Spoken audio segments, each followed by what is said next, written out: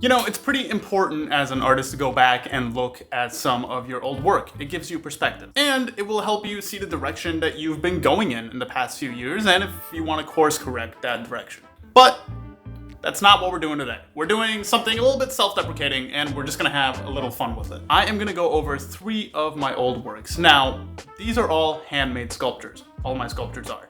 And they are gonna cover a time period between early-ish high school all the way to like junior year of college. And to make it a little bit more interesting, I'm gonna judge them on 3 different categories: concept, technique, and cool factor. Because honestly, what is art if it's not cool? All right, first up, we have this portrait of Elvis.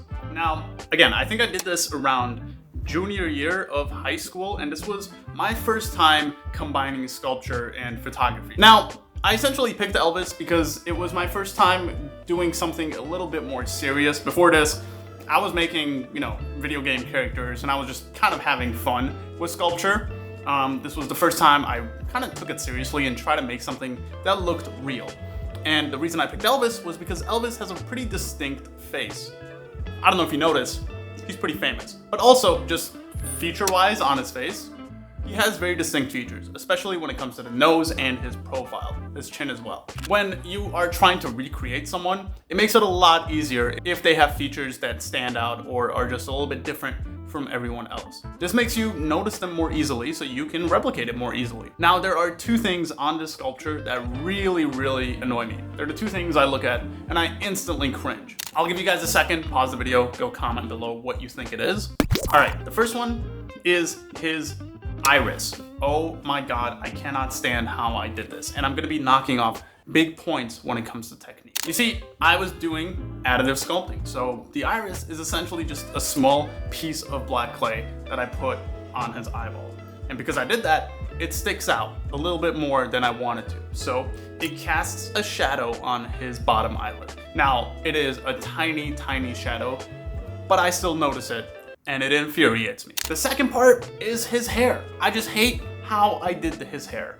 The lines are too thick, the distance between the lines in his hair are too thick, and honestly, if you get rid of his hair, everything else looks kind of real. Overall, I cannot be too sad about it. Again, I think this is just as much of a photography piece for me as it is a sculpture piece.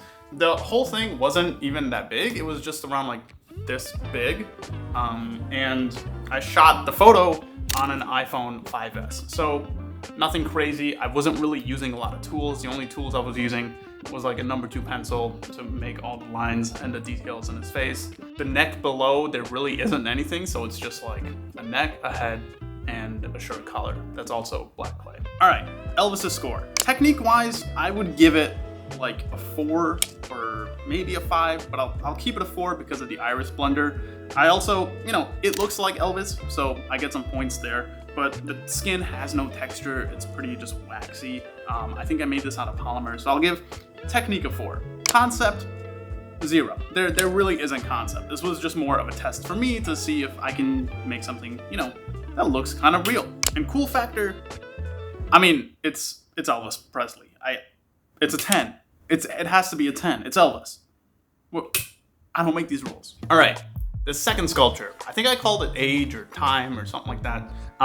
This was a sculpture I made around my first year of college. Or maybe it was like my last year of high school. I don't know, something around there. I wanted to showcase physical age. I again shot this with my iPhone 5S, and my inspiration behind it was a lot of like the old Renaissance sketches where the paper is yellow and the ink is red. That's why the warm hues on this piece are like bumped way up. And at least this time I had some kind of concept. Age is a pretty interesting topic, both on the mental side and on the physical side. And I think it's a topic that only resonates more as you get older, which gives this piece a lot more staying power than the Elvis head. However, I think I could have expanded on this concept just a little bit more. I could have pushed the facial expressions just a little bit more, so it gives the viewer kind of a hint of what this character's life has been like. Did he live a good life? Did he live a miserable life? That could also affect his posture, which I could have made a little bit different. And overall, just really showing the age in a much more subtle way.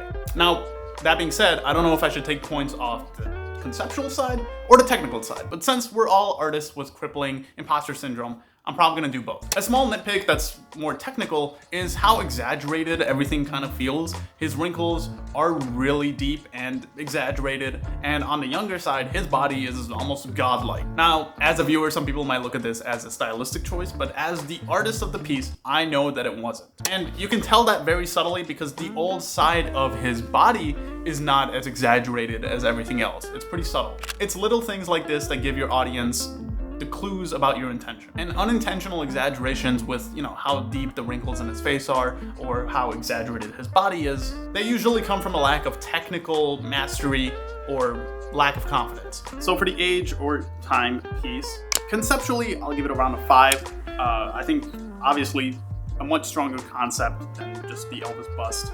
It could have been pushed a little bit further, which comes to the technical side. I'd also give it like a 5. I did some really good things, but some things I definitely could have improved on, especially when it came to texture and subtlety and really knowing the ins and outs of the anatomy. So cool factor, we'll give it like a 3. He's obviously not Elvis. He's nameless and faceless, and he's both young and old and has a whole Benjamin Button thing going on. All right.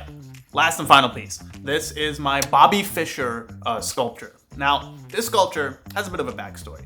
This was for one of my college classes, and the objective was to make a zine.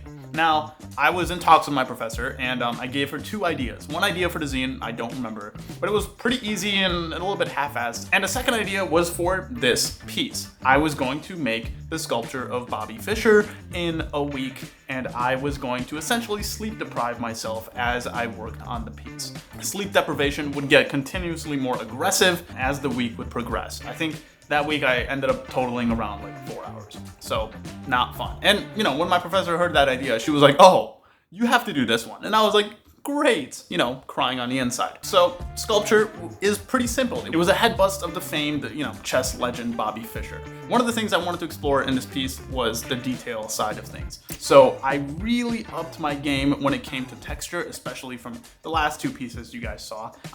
Really, really just poor level detail, and I did all of this with a needle.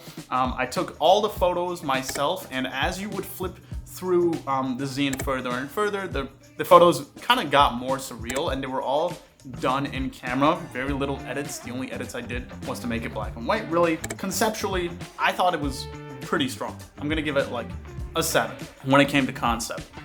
Don't know if there was too much more I could have improved on it. The only way I'd give myself a 10 is if I look at a work like Tetching's Time Clock piece that also explored sleep deprivation. He went to the absolute extreme, so I cannot give myself a 10 because that's the 10, right? So I'll give myself something like a 7. And when it comes to the sculpture, it was a more surreal look on Bobby's face.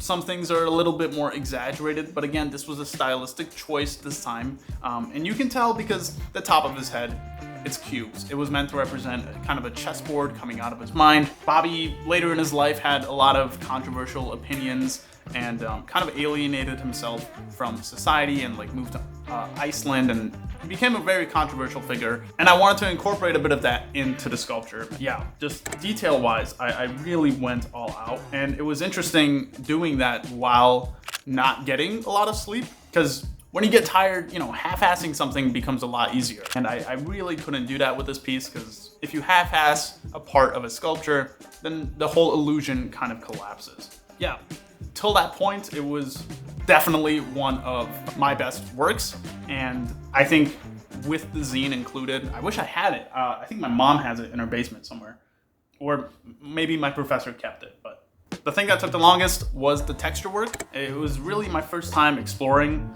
this level of detail, and I definitely got a lot better to it. One thing you have to do with skin texture is you have to do multiple passes, so the first layer of the pattern kind of settles in, and it doesn't look as harsh as it does here. Because, if you have skin that's this sharpened and this harsh, there's something probably wrong with you. So one way to alleviate that is doing multiple passes of textures, and then the last layer you're gonna do a pretty subtle pass over the whole face, and that kind of grounds everything into the piece. That's something I obviously learned a lot later.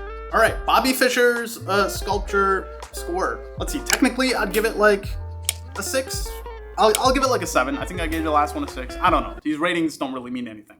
first time using texture to this extent. Obviously, when it comes to the passes of texture work, more could have been done there. That would have pushed it higher. Conceptually, I'll give it like a 7. I had a plan, I had a concept in mind, and it was something that I pushed pretty far. I can't give it a 10 because, again, when I think of like work on sleep deprivation, Petching's work comes to mind, and he's the master, and he's the 10 for me. So I'm not gonna do that. That's just, you know, irresponsible.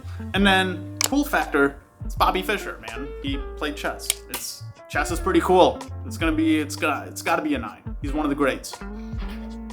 All right, that is 3 of my artworks. Let me know what you thought about them. Were they trash? Were they good? Yeah, love to hear all opinions below. I am doing a artist series on my shorts section of this channel, so be sure to check that out. It's a series I've been doing daily, so they're coming in quick and they're not stopping anytime soon. It's about famous works of art and artists and the stories behind them. I did it because I was creatively stifled and I thought learning about these things might help me creatively, so I shared it out. Maybe it'll help you creatively as well. I'll probably make another video like this because I have more of my artwork that I could do this kind of content with. So yeah, stay tuned for that. But thanks for watching this one. Like, comment, subscribe, hit the bell. Have a great day.